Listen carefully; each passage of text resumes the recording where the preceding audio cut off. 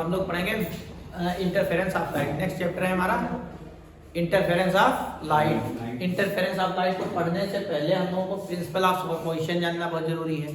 Principle of superposition क्या होता है, प्रिंसिपल ऑफ सुपरपोजिशन क्या होता है उसके बारे में पढ़ते हैं। जैसे एक हमारी लाइट, जो हमारी लाइट होती है वो किस फॉर्म में चलती है, ऐसे वेव के फॉर्म में चलती है। ओके, मान लेते हैं एक ये लाइट हो गई, दूसरी लाइट ये हो गई, तीसरी ये हो गई, 2 3 4 हो गई। तो इसको y1 मान लो, इसको y2 मान लो और इसको y3। अगर ये सेम टाइम इंटरवल में मान लेते हैं किसी पॉइंट पे मीट होते हैं, किसी पॉइंट पे मीट करेंगे, तो ये मीट करेंगे तो इस पॉइंट पे जो सभी का सम होगा, vector sum of all the waves, क्या लिखेंगे, vector sum of all the wave. तो y इक्वल टू हो जाएगा y1 vector plus y2 vector plus y3। जितनी वेव्स होंगी उन सब का सम हमारा क्या कहलाता है, प्रिंसिपल ऑफ उन सब का वेक्टर सम जो होता है उस सबको बोलते हैं प्रिंसिपल ऑफ सुपरपोजिशन। क्लियर हो गई चीज। अब इसी में हमारा इंटरफेरेंस ऑफ लाइट इसी से रिलेटेड, मतलब इसी के अकॉर्डिंग हमारा इंटरफेरेंस ऑफ लाइट होगा। इंटरफेरेंस ऑफ लाइट में क्या होता है कि मतलब इसी प्रिंसिपल पे वर्क करता है, इस प्रिंसिपल का उसमें हम लोग यूज करते हैं। अब इसमें क्या हो जाएगा, इंटरफेरेंस होने के लिए 2 लाइट वेव होनी चाहिए, 2 लाइट्स, ठीक है। दोनों क्या होनी चाहिए, सेम फ्रीक्वेंसी होनी चाहिए, same frequency, nearly same direction में चलना चाहिए। अगर ये सेम डायरेक्शन में चलेंगी तभी तो मिलेंगी कहीं किसी पॉइंट पे। ओके, तो ये जब चलेंगी तो ये कहीं ना कहीं सुपर इम्पोज करेंगी, क्या करेंगी, सुपरपोजिशन की घटना होगी। और जब सुपरपोजिशन की घटना होगी तो हमारा क्या होगा, इंटरफेरेंस होगा, इंटरफेरेंस होगा। तो इंटरफेरेंस को हम लोग क्या लिख सकते हैं, क्या लिख सकते हैं कि modification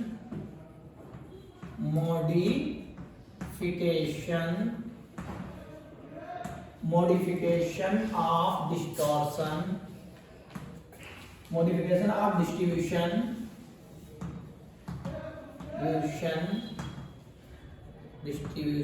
of intensity,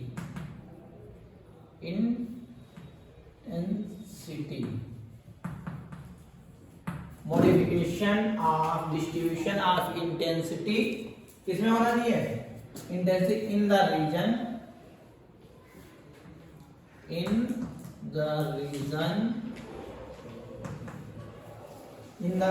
of superposition,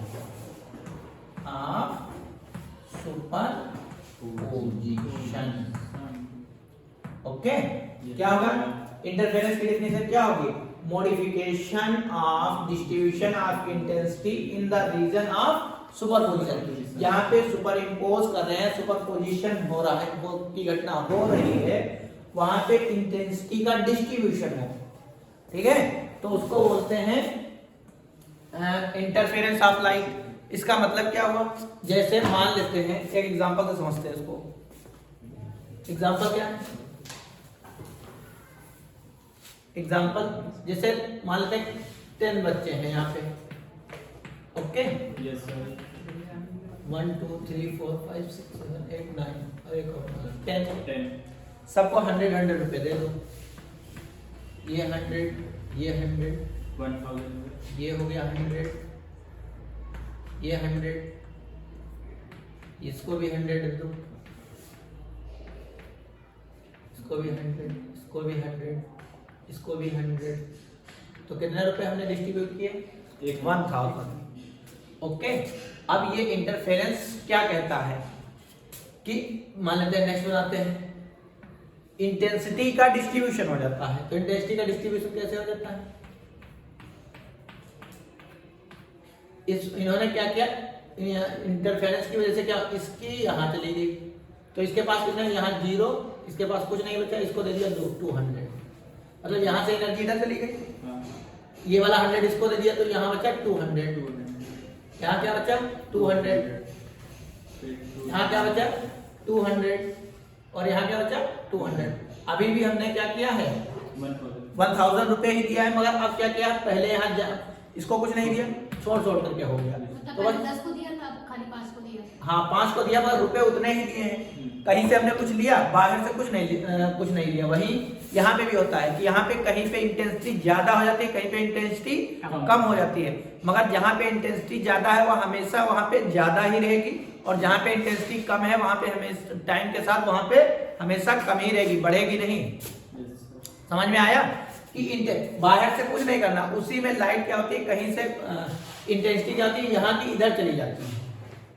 ठीक है, ये चीज समझ गए कि modification of distribution of intensity in the region of superposition. यहाँ पे सुपरइम्पोज होते हैं, वहां कहीं पे इंटेंसिटी ज्यादा हो जाती है, कहीं पे इंटेंसिटी कम हो जाती है, मगर बाहर से इंटेंसिटी नहीं आती है। और जहाँ पे अगर ज्यादा है इंटेंसिटी तो वहां टाइम के साथ हमेशा ज्यादा रहेगी, और जहाँ पे कम है वहां टाइम के साथ हमेशा कम रहेगी। ओके, ये नहीं कि कहीं पे ज्यादा कहीं पे कम हो गई, मतलब कहीं पे ज्यादा है तो वहां ज्यादा रहेगी, समय के साथ ऐसा नहीं कि वहां पे कम हो जाए। ओके, इतनी चीजें क्लियर हो गई, इसको लिख लो। ये भी लिखते हैं कि जहां पे इंटेंसिटी मैक्सिमम है, नोट पढ़ के लिख लो। क्या लिखेंगे? At a place the intensity is maximum, at place intensity. Sir ये इंटरफेरेंस की डिफिनेशन है? नहीं, इंटरफेरेंस की डिफिनेशन ये है। हाँ यही है ना। हाँ, मैक्सिमम ऑल टाइम्स ना।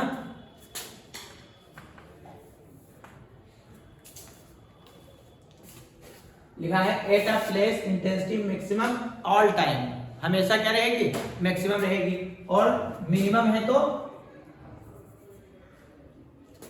एट प्लेस इंटेंसिटी मिनिमम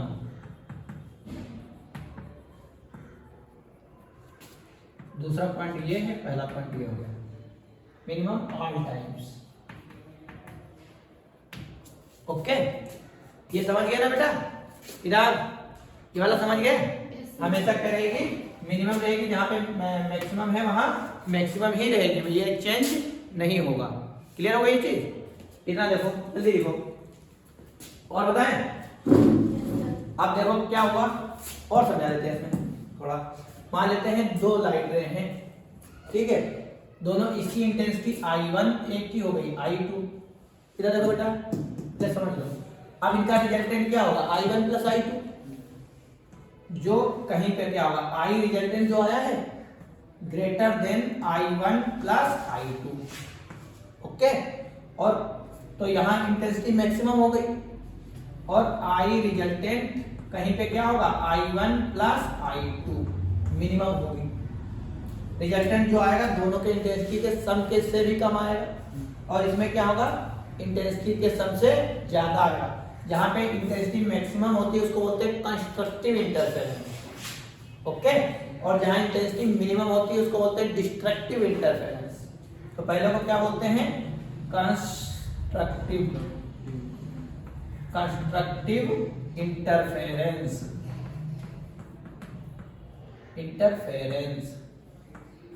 और जहां पे इंटेंसिटी मिनिमम होती है उसको बोलते हैं डिस्ट्रक्टिव इंटरफेरेंस।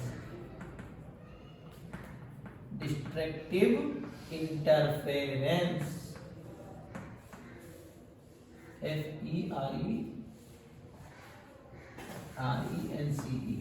ओके, जहां इंटेंसिटी मैक्सिमम होगी उसको बोलते हैं कंस्ट्रक्टिव इंटरफेरेंस, जहां इंटेंसिटी मिनिमम होती है उसको बोलते हैं डिस्ट्रक्टिव इंटरफेरेंस। क्लियर होगा जी? अब जैसे यहाँ पे यहाँ डिस्ट्रक्टिव होगा, यहाँ कंस्ट्रक्टिव होगा, यहाँ मैक्सिमम यहाँ मिनिमम, ऐसे इसको एग्जांपल से समझना चाहें तो। ओके, हो गया। अब हम लोग एक्सप्रेशन निकालेंगे रिजल्टेंट एम्पलीट्यूड और इंटेंसिटी का। तो रिजल्टेंट एम्पलीट्यूड और इंटेंसिटी का रिजल्टेंट एम्पलीट्यूड और इंटेंसिटी का एक्सप्रेशन निकालने के लिए और इंटरफेरेंस में दो लाइट वेव होनी चाहिए। तो मान लेते हैं दो लाइट वेव है, लेट एम्पलीट्यूड, दो लाइट वेव है तो उनका एम्पलीट्यूड क्या मान लें, एम्पलीट्यूड A1 एंड A2, एक का A1 है दूसरे का A2 हो गया एम्पलीट्यूड, एंड फेज डिफरेंस, अब दो वेव है तो उनके बीच फेज डिफरेंस भी होगा, तो फेज डिफरेंस मान लेते हैं क्या है 5, ओके। और जब वेव है तो एंगुलर फ्रीक्वेंसी भी तो होगी, एंगुलर फ्रीक्वेंसी को ओमेगा मान लेते हैं, एंगुलर फ्रीक्वेंसी क्या मानेंगे ओमेगा, ओके। अब पहली वाली वेव के लिए लिखते हैं y1 = A1 sin omega t minus kx, और दूसरे वाली की क्या हो जाएगी, दूसरे वाली wave A2 sin omega t minus kx plus का 5, माइनस का 5 लिख लो या प्लस का 5 लिख लो, प्लस का रखें आगे हो जाएगी।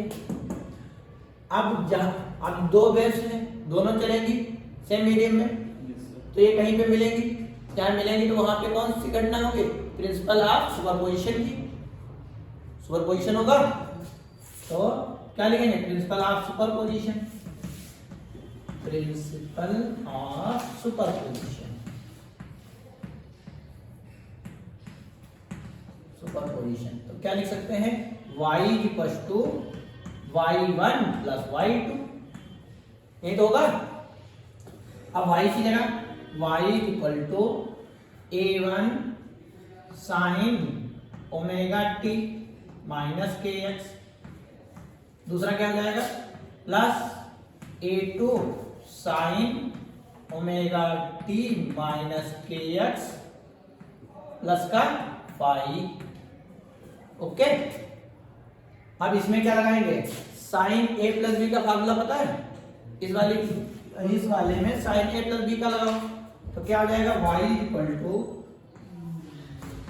A1 sin omega t minus kx plus A2 बाहर कर लो sin a × cos b plus cos a × sin b, यहाँ क्या लगाएंगे sin omega t minus kx into cos 5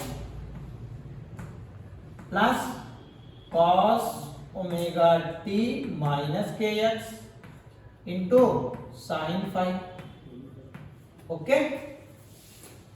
sin a into cos b plus cos a into sin b, इसमें कौन सा formula हमने लगाया, फार्मूला कहाँ पे, यहाँ लिखूं, यहाँ पे लिख दूं formula, sin a plus b का क्या होता है sin a into cos b plus cos a into sin b, okay. अब यहां से देखो y =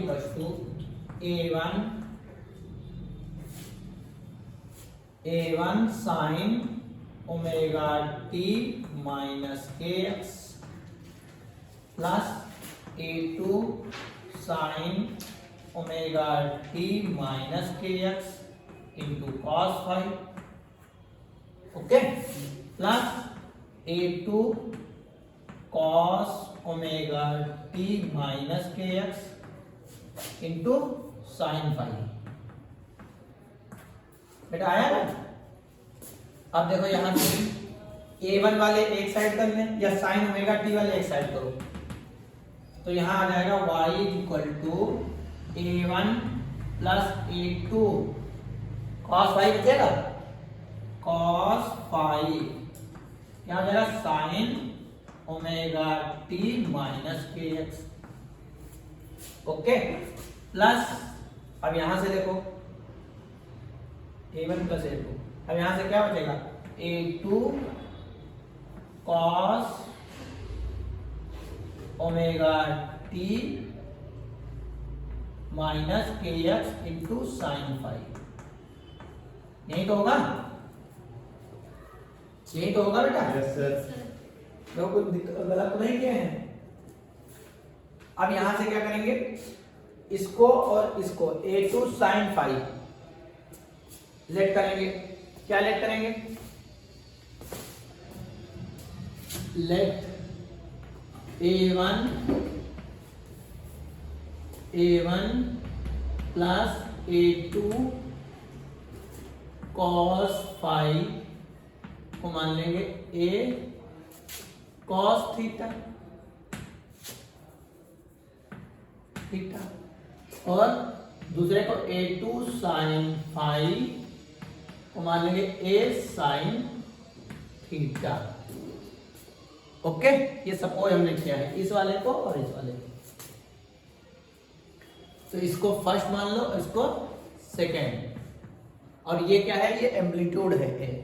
दोनों का स्क्वायर करके ऐड कर दो, 1 का स्क्वायर प्लस सेकेंड का स्क्वायर, 1 का स्क्वायर प्लस सेकेंड का स्क्वायर।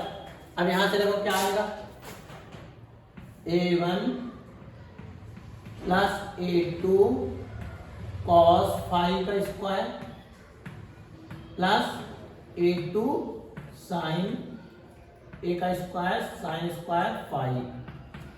यहां देखो a square cos square theta plus a square sin square theta. Okay, इतनी चीजें क्लियर हो गई। अब a1 a2 को कर लिया, स्क्वायर करके ऐड करो तो यहां आ जाएगा a1 का स्क्वायर प्लस a2 का square cos square theta plus 2a1, sorry theta नहीं फाई होगा ना, ये फाई है,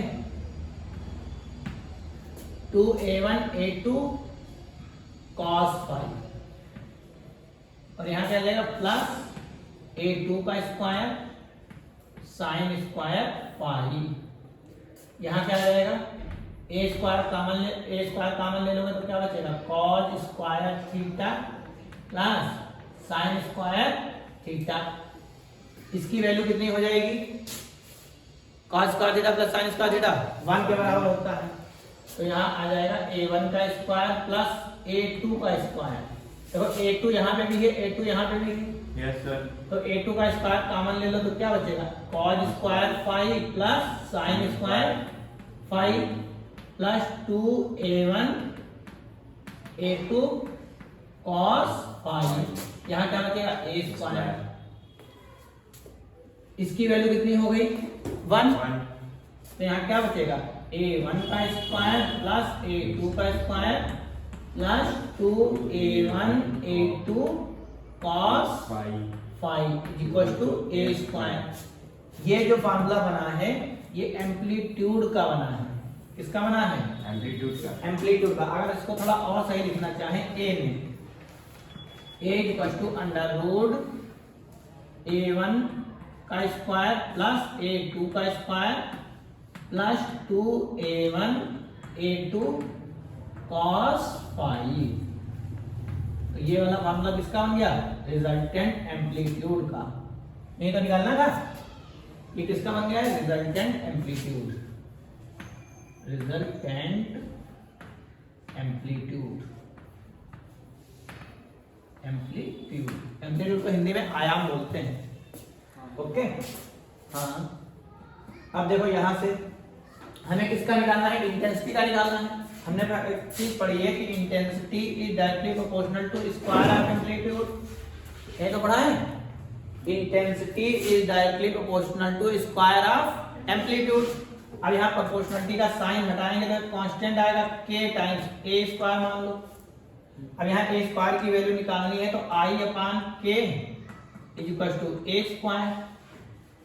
ठीक है, अब यहाँ अगर हमें a1 निकालना है, i1 निकालना है डायरेक्टली प्रोपोर्शनल टू a1 का स्क्वायर, एम्पलीट्यूड का स्क्वायर ना, तो i1 is equal to k times a1 का स्क्वायर। तो a1 का स्क्वायर निकालेंगे तो i1 अपान k इंटू a1 का स्क्वायर। सिमिलरली a2 की जगह भी लिख दो ऐसे ही, i2 upon k is equal to a2 का स्क्वायर। ओके, इतनी चीजें क्लियर हो गई। अब इसकी वैल्यू कहां पुट करेंगे, इस वाले में, equation 1 from equation first, from equation sir one. Question को फर्स्ट मत मानिए ना, क्या मान लें? थर्ड थर्ड मान लें? फर्स्ट सेकंड मान चुके ना और अब- कहाँ मान लें? वो देखिए सबसे ऊपर। अच्छा हाँ, वो इसको थर्ड मान लो, फ्रॉम इक्वेशन थर्ड। ओके, अब यहाँ इक्वेशन थर्ड से लिखो a1 की जगह i अपान के, i1 अपान के प्लस a2 की जगह i2 अपान के प्लस, अच्छा इसकी वैल्यू अंडर रूट में आ जाएगी। अरे a है, a स्क्वायर की वैल्यू ये है यस सर। और i की वैल्यू अंडर रूट में आ जाएगी, तो यहाँ आ जाएगा अंडर रूट i1 अपान K into under root i2 upon K into cos phi, और यहाँ क्या आ जाएगा i अपान के। ओके, ये के अंडर रूट से अंडर रूट मल्टीप्लाई होगा, के बचेगा, तो यहाँ बन जाएगा i1 plus i2 plus 2 times भी तो है, 2 times under root i1 into under root i2 upon K into cos phi is equal to i upon K. यहाँ पे भी के, यहाँ पे भी के। अब देखो इस के से ये के कैंसिल आउट हो जाएगा, ये इससे। ओके, तो रिजल्टेंट एम्पलीट्यूड का फार्मूला क्या बन जाएगा हमारा? i1 plus i2 plus 2 under root i1 into under root i2 into cos phi is equal to i। ये फार्मूला बन गया। ये किसका निकला है? रिजल्टेंट इंटेंसिटी का। अब इसी से हम लोग निकालेंगे कंस्ट्रक्टिव इंटरफेरेंस और डिस्ट्रक्टिव इंटरफेरेंस की कंडीशन। ओके, कर लो।